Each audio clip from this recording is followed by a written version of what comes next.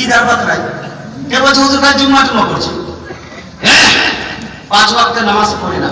আর যারা 5 ওয়াক্তের নামাজ পড়তে যাচ্ছে মসজিদে, এরা মসজিদে গিয়ে খালি ঝামেলা করছে।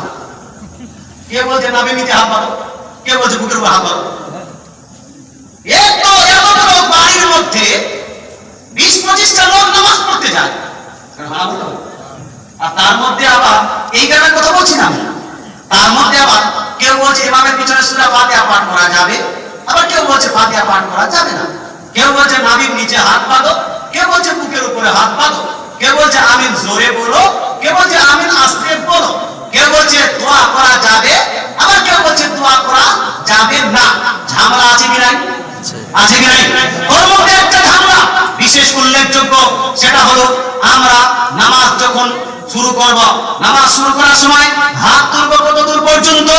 হাত তোলার প্রসঙ্গে দুইখানা হাদিস, সহিহ হাদিসের কিতাব সহিহ মুসলিম শরীফ জিল নাম্বার 1 হাদিস নাম্বার 890, 891, 892 এর মধ্যে লিপিবদ্ধ আছে। আন মালিক ইবনে হুয়াইরিস, মালিক ইবনে হুয়াইরিস রাদিয়াল্লাহু তাআলা থেকে বর্ণিত হাদিস, আন্না রাসূলুল্লাহ সাল্লাল্লাহু তাআলা আলাইহি ওয়াসাল্লাম কানা ইদা কাব্বারা, রাসূলুল্লাহ সাল্লাল্লাহু